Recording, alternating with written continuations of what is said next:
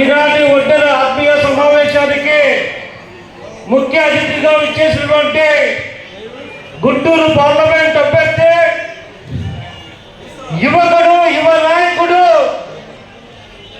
అయినటువంటి పెమ్మసాని చంద్రశేఖర్ గారికి, అలాగే పశ్చిమ నియోజకవర్గ తెలుగుదేశం పార్టీ అభ్యర్థి బీసీల ఆడబిడ్డ, తెలుగుదేశం పార్టీ అన్ని విధాల ఆదరణకు నోచుకున్న వ్యక్తి గల్లా మాధవి గారికి, అలాగే మన రాష్ట్ర అధ్యక్షులు కటి రంజన్ గారికి, అధ్యక్షత వహించినటువంటి మల్లె ఈశ్వరరావు గారికి, వేదిక పైన ఉన్న ఒడ్డెర కుటుంబ సభ్యులకు, ఇక్కడ విచ్చేసినటువంటి సోదరులకు, మాకు ఒడ్డెర కుటుంబ సభ్యులందరికీ పేరు పేరున నమస్కారాలు, ధన్యవాదాలు. ఈరోజు తెలుగుదేశం పార్టీకి ఒడ్డెరలో అండాదండగా ఉన్నారంటే స్వర్గీయ నందమూరి తారక రామారావు గారు తెలుగుదేశం పార్టీ స్థాపించిన నాటి నుండి నేటి వరకు ఎక్కడ చూసినా ప్రతి జిల్లాలోనూ, ప్రతి గ్రామంలోనూ, ప్రతి మండలంలోనూ తెలుగుదేశం పార్టీకి ఒడ్డెరలో అండ, ఒడ్డెర్లకు తెలుగుదేశం పార్టీ జెండా అనే విధంగా మనమందరము ముందరికి పోతున్నాం. దీనికి ఉదాహరణ మన 2019లో జరిగిన ఎన్నికల్లో ఇదే నియోజకవర్గంలో మన ఒడ్డెర బిడ్డ నిలబడ్డా కానీ తెలుగుదేశం పార్టీ మీద అభిమానంతో ఇక్కడ తెలుగుదేశం పార్టీని గెలిపించిన ఘనత మీ అందరినీ కూడా తెలియజేస్తాను. ఆ అభిమానం ఈ రోజు రెట్టింపుగా అయి మళ్ళీ తెలుగుదేశం పార్టీ ఎమ్మెల్యే ఎంపీ అభ్యర్థిని ఇక్కడ గెలిపించాలి. అప్పుడే మనం మళ్ళా ఒడ్డెర్లకు అండగా ఉన్నామని తెలుగుదేశం పార్టీ కూడా గుర్తిస్తుంది.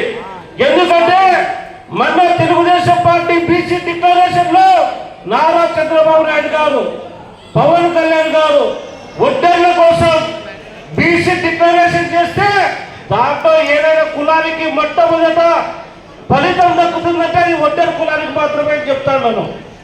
ఎందుకంటే మనకు ఎస్టీలో చేర్పిస్తామని చెప్పి నారా చంద్రబాబు నాయుడు హామీ ఇచ్చడం జరిగింది. ఒకటో పాయింట్.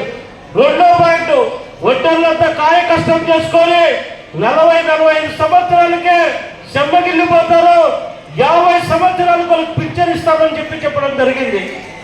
ఈ రాష్ట్రంలో ఉన్న గనులు, మనులు, క్వారీలు, గుట్టలు అన్ని అగ్ర కులాల చేతుల్లో ఉన్నాయి. తెలుగుదేశం పార్టీ అధికారంలోకి వస్తే 30% రిజర్వేషన్ ఇచ్చి మిమ్మల్ని ఆదుకుంటామని చెప్పడం జరిగింది.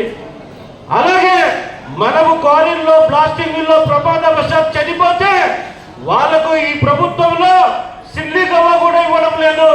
తెలుగుదేశం పార్టీ అధికారంలోకి వస్తే 10 లక్షల రూపాయలు కుటుంబానికి ఇచ్చి ఆ కుటుంబాన్ని అన్ని విధాలు ఆదుకుంటామని చెప్పడం జరిగింది.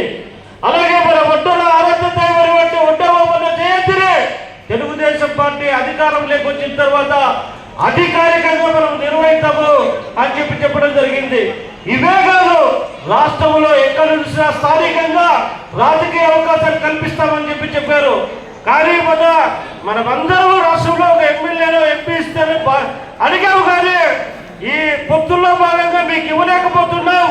మీ జాతి ప్రయోజనాలు చేస్తాం, మీ జాతి ప్రయోజనాలు ముఖ్యం కాబట్టి మీకు ఫస్ట్ ఆ ప్రయోజనాలు చేస్తాం, తర్వాత అధికారం లేకొస్తారో మీకు ఎమ్మెల్సీలుగా అవకాశం ఇస్తే చట్టసభలోకి పంపిస్తామని చెప్పి కూడా హామీ ఇవ్వడం జరిగింది. ఈ విధంగా రాష్ట్ర వ్యాప్తంగా తెలుగుదేశం పార్టీకి అండగా ఉందామని చెప్పి మీ అందరినీ కోరుతున్నాను.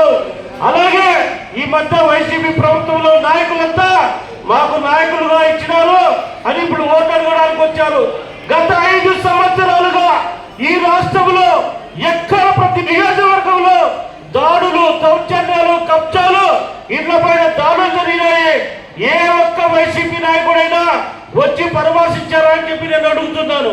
వాళ్ళు మాట చెప్పి వాళ్ళను ఆ పరామర్శిస్తాకు వస్తే మా పదవులు ఎక్కడ పోతాయని చెప్పి భయపడి ఇళ్లలో ఉండారు తప్ప ఏ ఒక్క నాయకుడైనా కానీ ఒడ్డెర కుటుంబాల దగ్గర కానీ ఒడ్డెర బాధితుల దగ్గర కానీ వచ్చి పరామర్శిస్తే పాపాలు పోలేదు.